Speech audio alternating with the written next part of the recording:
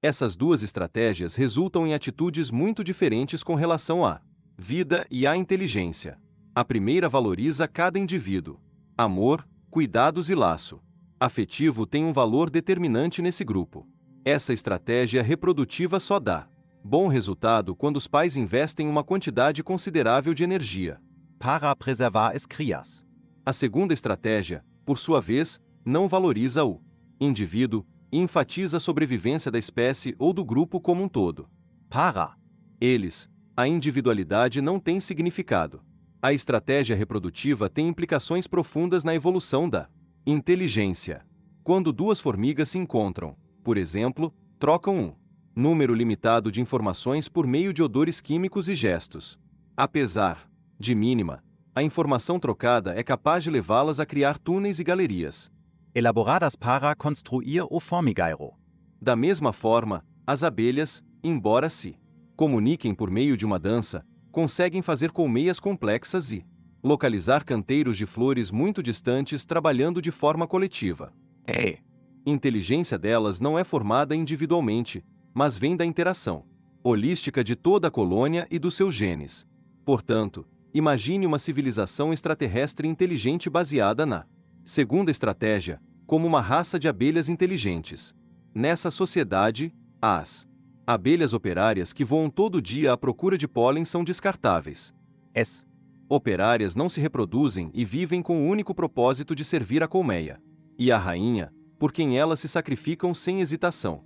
Os vínculos entre os mamíferos não têm significado para elas. Hipoteticamente, isso poderia afetar o programa espacial delas. Como nós valorizamos muito a vida dos astronautas, empregamos grandes recursos para trazê-los de volta vivos. Boa parte do custo das viagens espaciais é aplicada na garantia da saúde da tripulação, na viagem de volta e na reentrada na atmosfera. Mas numa civilização de abelhas inteligentes, a vida de cada operária não vale tanto. Por isso o programa espacial delas tem um custo muito baixo. As operárias não precisam voltar. Cada viagem pode ser só de ida, o que representa uma economia significativa. Agora, imagine se encontramos um extraterrestre com função similar à de uma abelha operária. Normalmente, se encontramos uma abelha na floresta, a probabilidade maior é de que ela nos ignore, a não ser que ela ou a colmeia se sintam ameaçadas. É como se não existíssemos. Da mesma forma, é provável que esse operário espacial não tenha o menor interesse em fazer contato conosco, e muito menos em compartilhar seu saber. Ele seguiria cumprindo sua missão e nos ignoraria. E os valores que prezamos não significariam nada para ele. Nos anos 1970, foram colocadas placas nas sondas Pioneer 10 e 11 contendo informações sobre nosso mundo e nossa sociedade, exaltando a diversidade e a riqueza da vida na Terra. Na época, os cientistas supunham que civilizações extraterrestres seriam como nós, curiosas e interessadas em fazer contato. Mas se um alienígena operário como as abelhas encontrasse nossas placas, é provável que não significassem nada para ele. Além disso, os operários não precisam ser muito inteligentes. Só precisam ser inteligentes o suficiente para servir aos interesses do grupo. Portanto, se enviamos uma mensagem a um planeta de abelhas inteligentes, o mais provável é que elas não tenham interesse em mandar uma mensagem de volta. Ainda que seja possível fazer contato com uma civilização dessas, a comunicação deve ser muito difícil. Por exemplo, quando nos comunicamos uns com os outros, dividimos as ideias em frases com uma estrutura de sujeito e verbo, a fim de construir uma narrativa, geralmente uma história pessoal.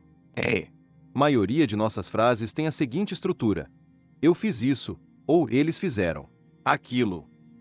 A maior parte de nossas literatura e conversas é composta por narrativas, relatos envolvendo experiências e aventuras que nós ou nossos personagens tivemos. Isso pressupõe que nossas experiências pessoais são a forma dominante de transmitir informação. No entanto, uma civilização baseada em abelhas inteligentes pode não ter o menor interesse em histórias e experiências subjetivas.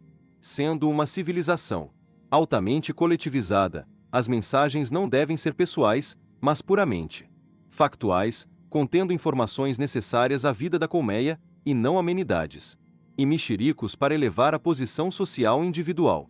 Devem até achar nossas histórias meio repulsivas, pois colocam o papel do indivíduo na frente das necessidades coletivas. Além disso, abelhas operárias devem ter uma noção de tempo totalmente. Differente. Como elas são descartáveis, podem não ter um tempo de vida muito Longo. Seus projetos devem ser de curto prazo e bem definidos. No entanto, nós, humanos, vivemos muito mais, mas também temos uma noção de tempo tácita. Nossos projetos e ocupações têm um prazo de conclusão. Enquanto estamos vivos, de modo inconsciente, traçamos nossos projetos, nossas relações com os outros e nossos objetivos de modo a serem cumpridos dentro do nosso período de vida. Em outras palavras, temos fases distintas na vida: solteiro, casado, criando filhos, aposentado. Talvez sem termos plena consciência disso o tempo todo, sabemos que vamos viver um determinado tempo e depois morrer, que nossa vida é finita. Mas imagine seres que podem viver milhares de anos, ou que são imortais. Suas prioridades, objetivos e ambições têm que ser completamente diferentes. Podem ter projetos que levariam muitas gerações de vida humana. A viagem interestelar é considerada pura ficção científica porque, como vimos, um foguete convencional leva cerca de 70 mil anos para chegar às estrelas mais próximas. Para nós, é uma demora proibitiva. Para uma forma de vida alienígena, porém, esse tempo pode ser irrelevante. Por exemplo, eles podem ser capazes de hibernar, desacelerar o metabolismo, ou até mesmo de viver indefinidamente. Como eles são, as primeiras traduções de mensagens alienígenas provavelmente nos darão pistas de sua cultura e modo de vida. Por exemplo, é possível que tenham evoluído de predadores e, consequentemente, tenham conservado algumas Características deles. Em geral, os predadores terráqueos são mais espertos que As presas. caçadores, como tigres, leões, gatos e cães, usam astúcia para perseguir, se esconder e tocaiar, e tudo isso requer inteligência. Todos esses predadores têm olhos na frente da cara, para uma visão estéril enquanto focalizam a atenção. As presas, que têm olhos nos lados da cara, ao verem o predador só lhes resta fugir. Por isso é que se diz dissimulado como uma raposa ou um coelhinho assustado. As formas de vida alienígenas podem ter deixado para trás muitos instintos predadores de seus ancestrais, mas é possível que ainda tenham um pouco da consciência deles, isto é, territorialidade, expansão e violência quando for necessário. Ao examinar a raça humana, identificamos pelo menos 3 elementos básicos, que se conjugaram para nos tornar inteligentes. 1. Polegar oponível, que nos confere a habilidade de manipular e modelar o ambiente utilizando ferramentas. 2. Olhos estéreo ou os olhos 3D de um caçador. 3. Linguagem, que nos permite acumular conhecimento, cultura e sabedoria com o passar das gerações. Quando comparamos esses 3 elementos com características encontradas no reino animal, percebemos que são poucos os animais que preenchem esses requisitos de inteligência. Gatos e cachorros, por exemplo, não têm uma linguagem complexa, nem a habilidade de pegar um objeto. Polvos possuem tentáculos sofisticados, mas enxergam mal e não têm uma linguagem complexa. Pode ser que haja adaptações nesses critérios. Em vez de polegares oponíveis, um alienígena pode ter garras ou tentáculos. O único pré-requisito é que possam manipular o ambiente com instrumentos criados por esses apêndices. Em vez de 2 olhos, eles podem ter muitos, como os insetos, ou sensores que detectem sons ou radiação ultravioleta em vez da luz visível. É mais provável que tenham a visão estéril de um caçador, porque os predadores em geral têm inteligência Superior à da presa. e, em vez da linguagem comunicada por sons, talvez se comuniquem por diversas formas de vibrações. A única exigência é que troquem informações entre si para criar uma cultura que se estenda por várias gerações. Fora esses 3 critérios, vale tudo. Os alienígenas devem ter uma consciência matizada pelo ambiente. Hoje os astrônomos entendem que talvez o habitat mais rico no universo não sejam os planetas semelhantes à Terra, que oferecem o deleite da luz cálida da estrela mãe, e sim satélites gelados na órbita de planetas grandes como Júpiter, a bilhões de quilômetros da estrela. Acredita-se que Europa, uma lua gelada de Júpiter, tenha um oceano líquido por baixo do gelo da superfície, aquecido por forças de maré. Como Europa tem órbita excêntrica, é comprimida em várias direções pela imensa força gravitacional de Júpiter, o que causa fricção dentro da Lua. Isso gera calor, formando vulcões e fontes hidrotermais que derretem o gelo e criam Oceanos liquidos. Estima-se que os oceanos de Europa sejam muito profundos e seu volume pode ser muito maior que o dos oceanos da Terra. Sabendo-se que 50% das estrelas no céu devem ter planetas do tamanho de Júpiter, 100 vezes mais abundantes que os semelhantes à Terra, as formas de vida mais ricas devem estar nas luas geladas de gigantes gasosos como Júpiter. Sendo assim, a primeira civilização alienígena que encontrarmos no espaço muito provavelmente será formada por seres de origem aquática. É provável também que eles tenham migrado dos oceanos e aprendido a viver na superfície gelada, longe da água líquida, por várias razões. Primeiro, qualquer espécie que vive apenas sob o gelo terá uma visão muito limitada do universo. Não poderão ter desenvolvido astronomia nem programas espaciais se pensarem que o universo é apenas um oceano sob uma capa de gelo. Segundo, componentes. Elétricos entram em curto-circuito em contato com a água, logo, eles não poderão ter desenvolvido rádio nem televisão se viverem debaixo d'água. Para. Essa civilização avançar precisa dominar a eletrônica, que não pode existir nos Mares. Portanto, o mais provável é que esses alienígenas tenham deixado o oceano e aprendido a sobreviver na superfície, como nós fizemos. Mas, e se essa forma de vida evoluiu para uma civilização capaz de criar um programa espacial e chegar à Terra? Ainda serão organismos biológicos como nós, ou já serão pós-biológicos? A era pós-biológica.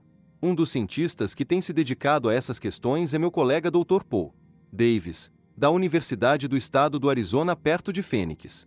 Quando o entrevistei, ele me falou que precisamos expandir nossos horizontes para contemplar a aparência que poderá ter uma civilização 1000 anos ou mais a nossa Frente. Em vista dos perigos de viagens espaciais, ele acredita que tais seres terão Abandonado a forma biológica, a exemplo das mentes incorporeas que vimos no capítulo anterior. Ele escreve: minha conclusão é espantosa. Penso ser muito provável, na verdade, inevitável que a inteligência biológica seja apenas um fenômeno transitório, um estágio fugaz na evolução da inteligência no universo. Se algum dia viermos a encontrar uma inteligência extraterrestre, há uma probabilidade esmagadora de que seja de natureza pós-biológica, uma conclusão que tem ramificações óbvias e de longo alcance para o SETI. De fato, se os alienígenas estão milhares de anos à nossa frente, é muito provável que tenham abandonado o corpo biológico há muitas eras para criar o mais eficiente corpo computacional, um planeta com a superfície totalmente coberta de computadores. Davis diz: não é difícil imaginar a superfície inteira de um planeta coberta por um único sistema de processamento integrado. Ray Bradbury cunhou o termo cérebros matrioska para definir essas entidades. Impressionantes. Para Davis, a consciência alienígena deve perder o conceito de si mesmo e ser absorvida pela World Wide Web de mentes, que cobre toda a superfície do Planeta. Ele acrescenta que uma rede de computadores de grande potência sem o senso de si mesmo terá uma enorme vantagem sobre a inteligência humana, porque pode reestruturar a si mesma, fazer mudanças sem temor, fundir-se com outros sistemas e crescer. Sentimentos pessoais são um claro impedimento ao Progresso. Portanto, em nome da eficiência e maior capacidade computacional, ele imagina os integrantes dessa civilização avançada abrindo mão de sua identidade e sendo absorvidos por uma consciência coletiva. Davis reconhece que os críticos dessa ideia devem achar esse conceito Totalmente repulsivo. Parece que essa espécie alienígena sacrifica a individualidade e a criatividade a favor do bem maior do coletivo ou da colmeia. Ele adverte que isso não é inevitável, mas é a opção mais eficiente para a civilização. Davis tem uma hipótese que ele mesmo admite ser muito deprimente. Quando perguntei por que essas civilizações não nos visitam, ele me deu uma resposta estranha. Disse que uma civilização nesse estágio tão avançado terá desenvolvido também realidades virtuais muito mais interessantes e desafiadoras que a realidade. A realidade virtual de hoje é um brinquedo de criança em comparação com a de uma civilização milhares de anos mais avançada que a nossa. Isso significa que as mentes mais brilhantes deles podem ter decidido experimentar vidas imaginárias em vários mundos virtuais. Ele admite que esse pensamento é desalentador, mas não deixa de ser uma possibilidade. Pode até nos ajudar a aperfeiçoarmos nossa realidade virtual. O que eles querem? No filme Matrix. as máquinas assumem o comando e colocam os humanos em casulos, onde nos exploram como baterias para se energizarem. Só por isso elas nos mantêm vivos. Mas como uma única usina elétrica gera mais potência que os corpos de milhões de humanos, qualquer alienígena em busca de uma fonte de energia perceberá rapidamente que não precisa de baterias humanas. Isso deve ter passado despercebido às máquinas soberanas de Matrix. Mas esperemos que os alienígenas levem em consideração. Outra possibilidade é que queiram nos comer.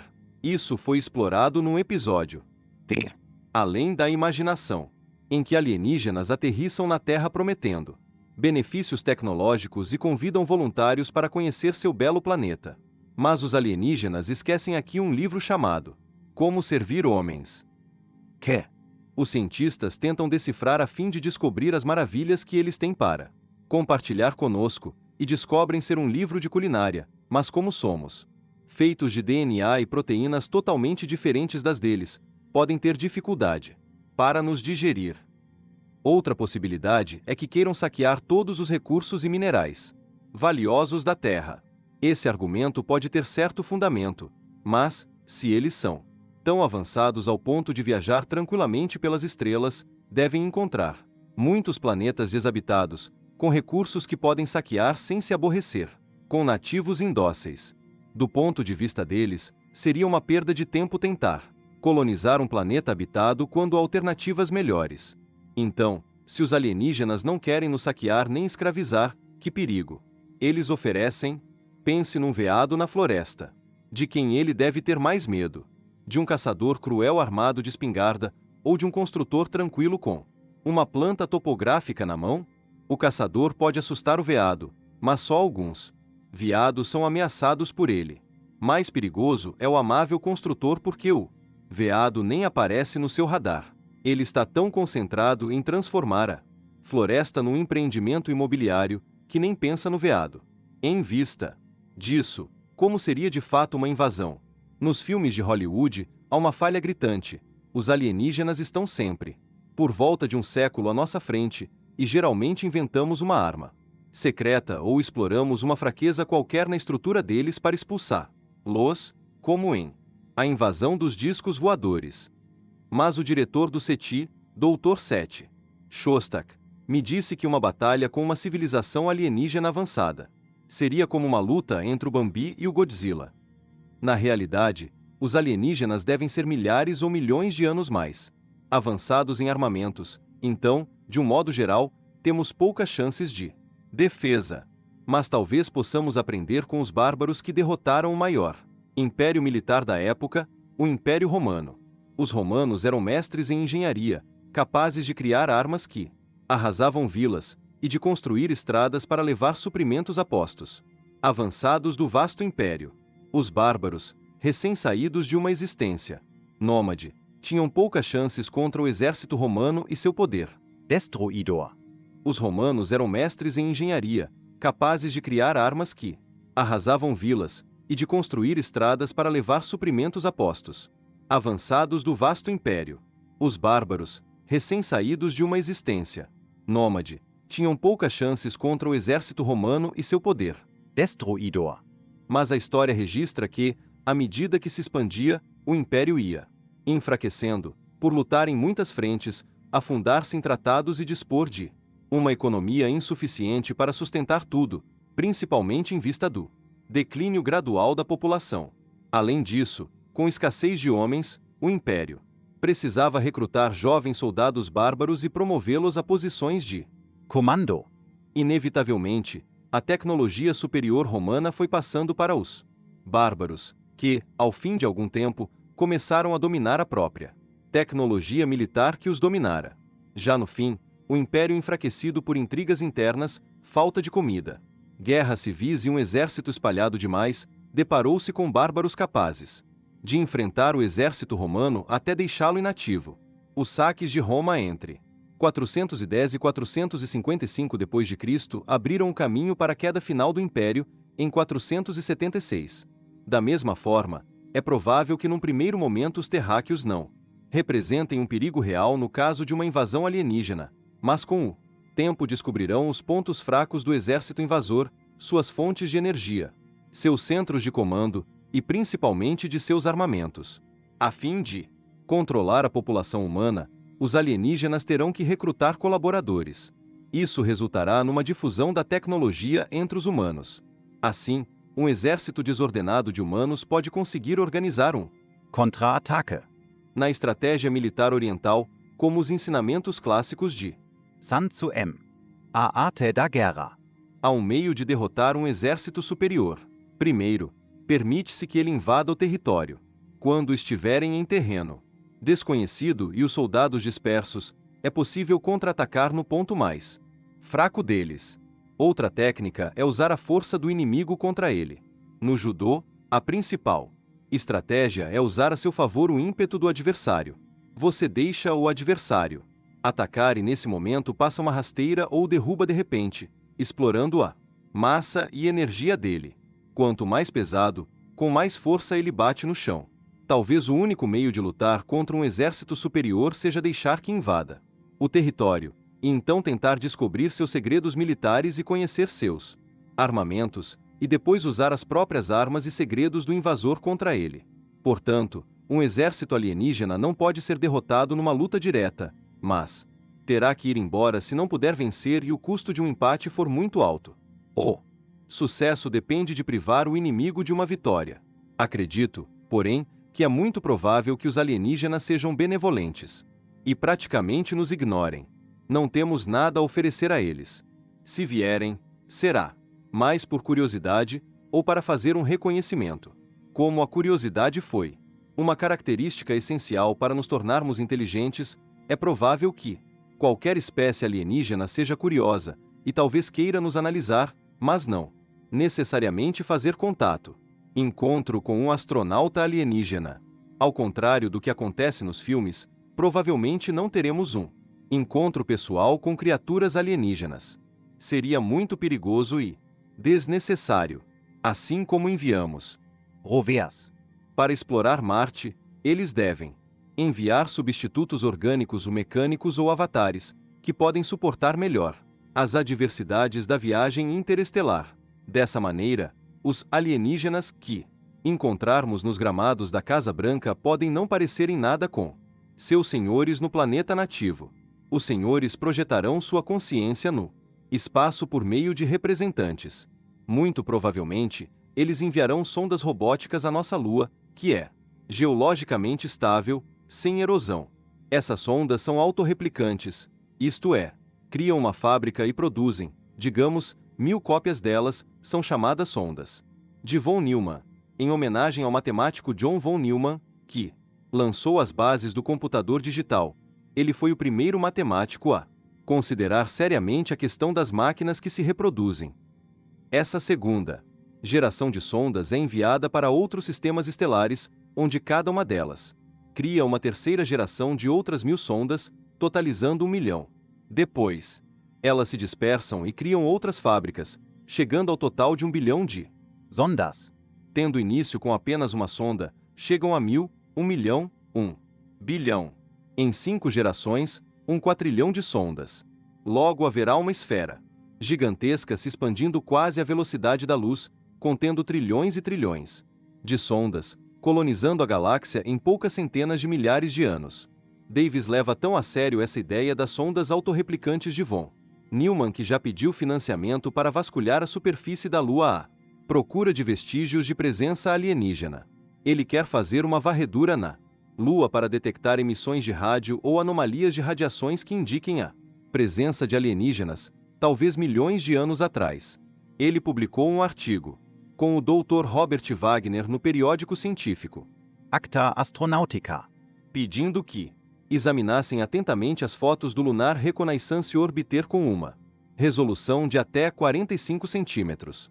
No artigo, diziam: embora haja uma probabilidade mínima de que uma tecnologia alienígena tenha deixado vestígios na Lua, na forma de artefatos ou modificação superficiais das características lunares, esse local tem a virtude de estar próximo, e traços de uma tecnologia alienígena devem permanecer por longos períodos de tempo. Dado que não há erosão na Lua, marcas deixadas por alienígenas ainda seriam visíveis, da mesma forma que as pegadas deixadas por nossos astronautas nos anos 1970 podem, em princípio, permanecer lá por bilhões de anos. Um problema é que a sonda de von Neumann pode ser muito pequena. Nanosondas usam máquinas moleculares e MMS, portanto, podem ser do tamanho de um pão de forma, ou menor. Ele me disse, de fato, se uma sonda dessas pousasse num quintal aqui na Terra, o dono da casa talvez nem notasse. Entretanto, esse método representa o meio mais eficaz de colonização da galáxia, usando o crescimento exponencial das sondas de von Neumann. É o mesmo meio pelo qual um vírus infecta nosso corpo. Começa com alguns vírus entrando nas células, em seguida sequestram a maquinaria reprodutiva das células e as transformam em fábricas que criam mais vírus. Em 2 semanas, um único vírus pode infectar trilhões de células, e começamos a espirrar. Se isso estiver correto, significa que nossa Lua é o lugar mais propício para uma visita alienígena. E é também a base do filme 2001, Uma Odisseia no Espaço, que até hoje apresenta o encontro mais plausível com uma civilização extraterrestre. No filme, uma sonda é colocada em nossa Lua milhões de anos atrás, com o objetivo principal de observar a evolução da vida na Terra. Às vezes, a sonda interfere e dá um impulso em nossa evolução. Essa informação é enviada para Júpiter, que é uma estação de retransmissão, e de lá segue para o planeta nativo de uma civilização alienígena muito antiga. Do ponto de vista dessa civilização avançada, que pode analisar bilhões de sistemas estelares simultaneamente, vemos que eles podem escolher o sistema planetário que quiserem para colonizar. Dada a imensidão da galáxia, eles podem coletar dados e escolher à vontade os planetas e luas que prometem os melhores recursos. Da perspectiva deles, a Terra não deve ser muito atraente. 15. Observações finais. Em 2000, uma controvérsia feroz agitou a comunidade científica. Bill Joy, dos fundadores da Sun Computers, escreveu um artigo inflamado denunciando a ameaça mortal representada pela tecnologia avançada. Num artigo publicado na Revista Wired, com o provocativo título Porque o futuro não precisa de nós, ele escreveu: as tecnologias mais avançadas do século XXI, robótica, engenharia, genética e nanotecnologia, ameaçam tornar os humanos uma espécie em extinção. Esse artigo incendiário questionava a própria moralidade de centenas de cientistas trabalhando arduamente em seus laboratórios para o avanço da ciência. Ele pôs em questão a própria essência das pesquisas, afirmando que os benefícios da tecnologia eram ofuscados pela enorme ameaça que representava para a humanidade. Joy descreveu uma distopia macabra, em que todas as nossas tecnologias conspiravam para destruir a civilização, e advertiu que 3 de nossas principais criações se voltarão contra nós.